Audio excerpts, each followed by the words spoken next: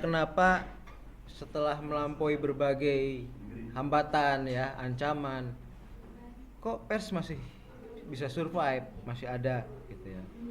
Pertama tentu karena kemerdekaan pers itu bagian dari hak asasi manusia, hak asasi warga negara. Dan setiap individu kan menginginkan kemerdekaan, termasuk kemerdekaan dalam hal mendapatkan informasi gitu. Itu paling asasi ya. Selain kemerdekaan berusaha, kemerdekaan berpendapat, dan di dalam kemerdekaan berpendapat itu ada kemerdekaan pers gitu. Jadi pers itu bagian dari kemerdekaan berpendapat yang merupakan hak asasi manusia. Itulah yang menyebabkan selamanya pers itu akan tetap ada, karena itu manusia, sangat manusia gitu. Berbeda dengan binatang yang tidak perlu punya pers, tidak perlu punya informasi gitu kan. Manusia itu sangat memerlukan itu. Jadi keberadaan informasi itu akan selalu ada selama ada manusia. Dan informasi itu disuplai terutama oleh pers. Meskipun sekarang ini sudah melebar ya, informasi bisa juga disuplai oleh kita semua ya. Kita semua yang memiliki hasrat untuk katakanlah mengolah data, kemudian memberikan sebagai informasi kepada publik, itu bisa gitu ya. Melalui YouTube, melalui apa, silakan gitu ya. Dan itu bagian dari hak asasi. Tidak boleh ada ya orang yang melarang itu gitu ya. Jadi meskipun ada hambatan, meskipun ada ancaman dari penguasa, karena penguasa merasa kesalahannya kok diungkit-ungkit gitu ya oleh pers gitu ya, tetap saja pers akan tetap ada gitu. Pers akan tetap ada dan akan muncul kemudian insan-insan pers berikutnya yang akan terus memberikan informasi kepada masyarakat. Apalagi era sekarang sudah tidak mungkin dibendung lagi ya. Sekarang era informasi gitu. Manusia itu kan, sejarah manusia itu secara garis besar kan ada manusia yang prasejarah, manusia yang sebagai manusia pertanian ya kan, kemudian perdagangan, kemudian industri. Sekarang ini eranya informasi.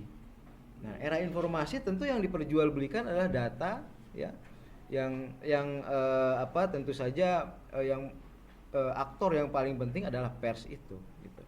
Jadi itu adalah bagian dari hak asasi, baik itu hak asasi warga negara ataupun hak asasi manusia. Nah,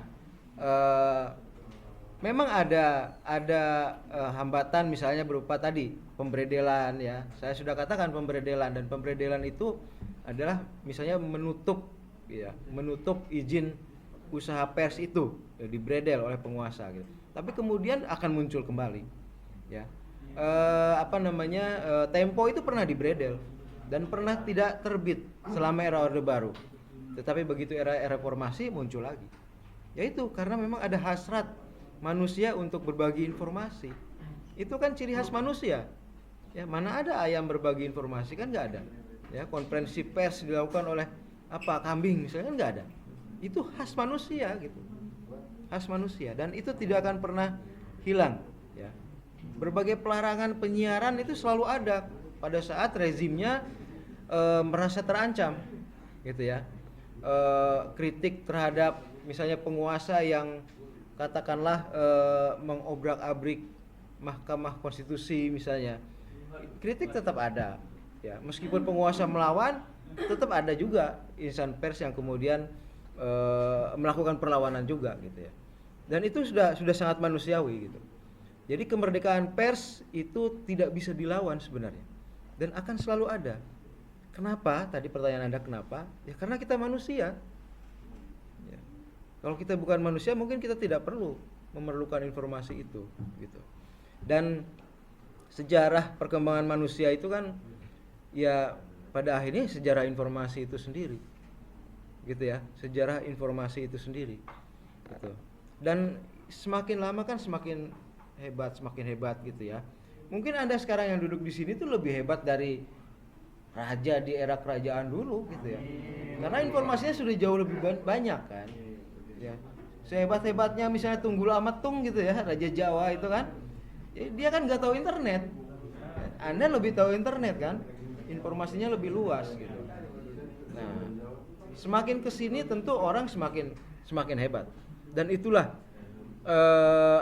berkat informasi, ya, berkat informasi. Dan saya kira setiap perlawanan terhadap informasi ya akan terlindas gitu, ya akan terlindas oleh informasi itu sendiri.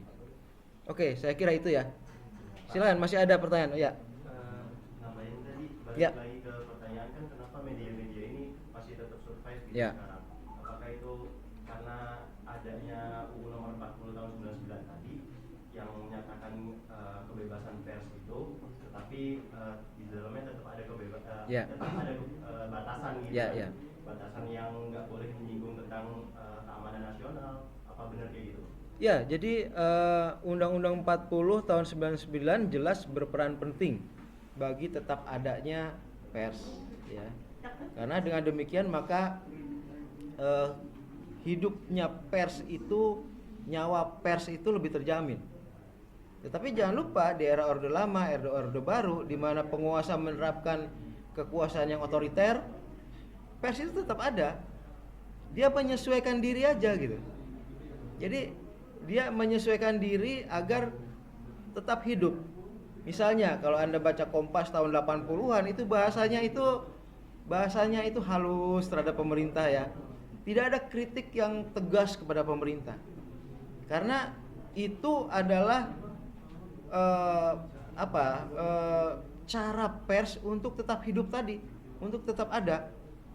Kata Yakob Utama, pemilik Kompas itu, di bawah Kompas itu ada ribuan orang dan kemudian ribuan keluarganya yang hidup dengan bisnis Kompas ini, bisnis berita ini. Karena itu Kompas harus tetap hidup dan kemudian harus bisa menyesuaikan dengan rezim agar bisa tetap hidup. Nah, itulah kenapa dibalik pertanyaan Anda tadi, kenapa pers tetap hidup? Karena pers itu memiliki kecerdasan untuk tetap survive. Di era Orde Baru dengan bahasa yang sangat halus, tapi kemudian ketika masuk era reformasi ya bisa lebih tegas mengatakan sesuatu, termasuk mengkritik pemerintah. Karena pemerintahan di era orde sekarang, orde reformasi itu lebih lebih demokratis, ya, tidak menjalankan praktek-praktek otoriter gitu ya. Nah, itu jadi kenapa dibalik ada apa dibalik survive-nya pers ya, karena memang pers juga bisa menyesuaikan dirinya sedemikian rupa sehingga tetap hidup dengan rezim yang ada, gitu ya, dengan rezim yang ada. Di era kebebasannya sekarang, pers jauh lebih tegas, ya, jauh lebih lugas dalam kata-katanya. Terus ditambah lagi kan kemunculan media sosial itu juga memperkuat pers ya. Kalau saya melihat kemunculan media sosial justru memperkuat pers karena justru itu lebih menjelaskan pentingnya kemerdekaan pers itu sendiri. Jadi orang bebas bicara, orang bebas berpendapat. Nah, itu kan sejalan dengan demokrasi. Ya, itu kan sejalan dengan demokrasi. Di mana demokrasi itu sudah tidak bisa terbendung lagi, ya. Kalau kata Francis Fukuyama kan the end of history, sejarah akhir dari manusia itu ya pemerintahan yang demokratis, pemerintahan yang liberal, ya. Liberal itu kan intinya bebas. Liberal itu intinya bebas. Jadi kebebasan itu ada di masyarakat. Dan itulah nafas zaman itu akan ke sana. Ya. Kita tentu belum tentu setuju dengan Fukuyama bahwa di end of history-nya masyarakat itu adalah pemerintahan liberal. Ya. Karena bisa saja kebebasan itu ada dalam pemerintahan yang bukan pemerintahan liberal, gitu ya. Itu kan khas pemerintahan barat, ya toh, liberal itu. Nah, Indonesia punya ciri pemerintahan sendiri. Apa? Bung Karno misalnya mengatakan bahwa Pancasila itu kalau diperas menjadi 3. Yang pertama adalah ketuhanan, yang kedua adalah sosio-nasionalisme, yaitu gabungan dari kemanusiaan dan sila ketiga. Kemudian yang ketiga adalah sosiodemokrasi, itu gabungan dari sila keempat dan sila kelima. Jadi Indonesia punya demokrasi sendiri, yaitu sosiodemokrasi. Ya, jadi itu bukan demokrasi liberal yang ada di Barat, gitu ya. Nah itu saja sudah antitesis dari Fukuyama tuh. Kalau Anda mau bikin skripsi, Anda bisa ambil itu. Bahwa Fukuyama mengatakan the end of history-nya manusia adalah demokrasi liberal. Tidak. Contoh di Indonesia kita punya sosiodemokrasi, demokrasi sosial gitu loh. Kalau demokrasi liberal itu kan kebebasan individu yang murni, gitu ya. Bahkan kebebasan individu itu bisa menghilangkan manusia itu sendiri, gitu ya. Tapi kalau dalam sosiodemokrasi itu demokrasi yang masih mempertimbangkan kehidupan bersama. Itulah ciri khas Indonesia. Ya, Bung Hatta misalnya mencontohkan dalam ekonomi ada koperasi. Koperasi itu kan usaha yang dilaksanakan secara bersama. Beda dengan perusahaan PT misalnya ya. PT itu sangat demokrasi liberal sekali. Demokrasi individu gitu, individualisme. Tetapi Indonesia punya demokrasi sosial, sosiodemokrasi, di mana contoh ekonominya adalah koperasi. Usaha dilaksanakan secara bersama untuk kepentingan bersama. Itu kan sudah beda gitu ya. Nah, tetapi intinya adalah dua-duanya sebenarnya demokrasi. Nah, di sisi lain yang demokrasi ada pemikirannya Karl Marx, kalau Anda baca-baca Das Kapital gitu ya. Ada itu masuk ke dalam sosialisme, komunisme gitu ya. Nah, ada di dalam perbedaan-perbedaan cara pandang itulah kemudian pers itu bergerak ya. Pers itu mendapatkan kebebasannya itu pada demokrasi. Jelas itu. Baik itu demokrasi liberal ataupun demokrasi sosial ala Indonesia misalnya ya. Nah, pers memang kurang mendapatkan kemerdekaannya di pemerintahan sosialis, komunis gitu ya. Kita lihat teman-teman pers di Cina misalnya tentu sangat tidak bebas gitu ya. Beda dengan di Indonesia atau di Amerika itu sebagai tolok ukur kemerdekaan pers gitu ya. Itu sangat berbeda. Jadi saya kira itu ya terkait dengan kemerdekaan pers, kenapa kemerdekaan pers itu sampai sekarang masih ada gitu ya. Ya. Maaf ya. Kan sebenarnya sekarang emang lagi bahas tentang sejarah pers, tadi juga ada minggu sejarah pers dunia. Tapi kalau misal saya ada pertanyaan gini, apakah kebebasan pers itu cuma berlaku di negara yang berideologi demokrasi aja, Pak? Oke. Kemerdekaan pers itu tentu saja disimbolkan oleh kebebasan. Kebebasan individu ya dalam mengekspresikan kepentingannya.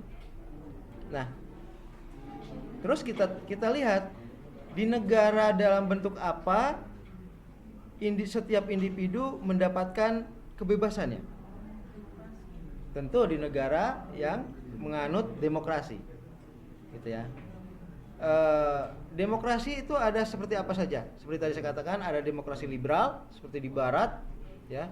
Ada namanya social demokrasi seperti di negara-negara Skandinavia, ya. Itu demokrasinya beda seperti di Amerika. Negara-negara Skandinavia itu namanya social demokrasi, demokrasi sosial. Nah, kita punya sendiri yaitu sosiodemokrasi. Ini bikinan Bung Karno, Bung Hatta. Kita bisa tahu nih Bung Karno, Bung Hatta itu ternyata membaca juga demokrasi sosial di Eropa, gitu ya. Dia kan pembaca yang hebat sekali, banyak buku-buku yang dia baca. Dia tahu demokrasi liberal, dia tahu negatifnya demokrasi liberal, makanya dia tidak menganut demokrasi liberal, tetapi dia lebih condong pada sosial demokrasi di Eropa. Gitu. Nah itulah kemudian diadopsi ke dalam Pancasila itu. Dan sebenarnya kita harusnya menganut demokrasi sosial, bukan demokrasi liberal seperti yang diterapkan sekarang, gitu ya. Nah, adapun di negara-negara komunis, memang kebebasan itu tidak ada. Ya. Itulah dimana pers itu mungkin sampai sekarang pun masih terkekang, gitu ya. Tidak ada kebebasan pers di RRC, di Cina, apalagi di Rusia misalnya gitu ya, atau di mana yang di Amerika yang menganut komunis itu, saya lupa itu. Ada negara Amerika yang menganut komunis itu. Che Guevara orang mana, Anda tahu? Ya pokoknya daerah situ yang masih komunis ya, ada. Itulah negara-negara yang tidak menganut kemerdekaan bagi rakyatnya. Dengan demikian maka sama pers pun mengalami itu. Tidak ada kemerdekaan pers di sana, gitu ya. Nggak usah jauh-jauh, dari Malaysia pun sebenarnya belum terlalu demokratis ya. Pers di Malaysia itu termasuk pers yang sangat terkungkung, gitu ya. Berbeda dengan pers di Indonesia. Nah itulah kaitan antara sistem politik dengan kebebasan. Dan saya kira sejarah manusia itu sebenarnya sejarah menuju kebebasan, gitu ya. Ya, tetapi tentu tidak hanya mengadopsi pemikirannya Fukuyama tadi bahwa the end of history adalah liberal demokrasi. Karena kebebasan itu tidak hanya dalam demokrasi liberal, tetapi juga ada dalam demokrasi sosial misalnya, gitu ya. Perbedaannya adalah kalau demokrasi liberal itu individualistis, ya, sangat individualistis. Nah kalau dalam demokrasi sosial itu masih mempertimbangkan kebaikan bersama. Misalnya ada jaminan pendidikan bagi anak-anak misalnya. Nah di negara-negara yang demokrasi sosial ada pendidikan gratis. Di Jerman misalnya yang masih menganut demokrasi sosial, kuliah itu gratis. Anda kuliah tidak bayar kalau kuliah di Jerman, karena dia menganut demokrasi sosial. Nah di Indonesia, Bung Karno sudah mengadopsi demokrasi sosial menjadi sosiodemokrasi itu. Tetapi ternyata pemerintahan sekarang malah menerapkan demokrasi liberal, ya akhirnya Anda kuliah bayarannya mahal, ya kan? Sekarang malah ada isu baru itu kan, yang banyak mahasiswa yang terjebak pinjol, ya. Itu karena sistem pendidikan kita terlalu liberal, ya. Jadi mahasiswa yang kemudian orang tuanya kesulitan membayar, ya ada penawaran pinjol itu diambil lah, dan akhirnya terjebak di situ. Nah itu keburukan sistem liberal ya seperti itu, gitu ya. Kalau kita lirik di sistem-sistem sosialis nggak ada yang begitu, karena ya anak-anak itu tinggal belajar aja karena gratis, gitu ya, karena gratis. Yang mengherankan di Indonesia itu kan sudah ada aturan bahwa 20% dari APBN itu harus buat pendidikan. Itu besar sekali. Harusnya cukup untuk membiayai anak-anak sampai tahap kuliah. Jadi seharusnya sudah gratis sampai Anda sarjana itu. Mungkin S2, S3 yang bayar, gitu ya. Tetapi kan kita baru bisa menerapkan ke SMA ya. SMA sudah gratis ya. Itu pun hanya negeri kan. Swasta ya mahal juga gitu. Jadi itu kaitannya seperti itulah kira-kira. Oke, ada pertanyaan lagi, silakan.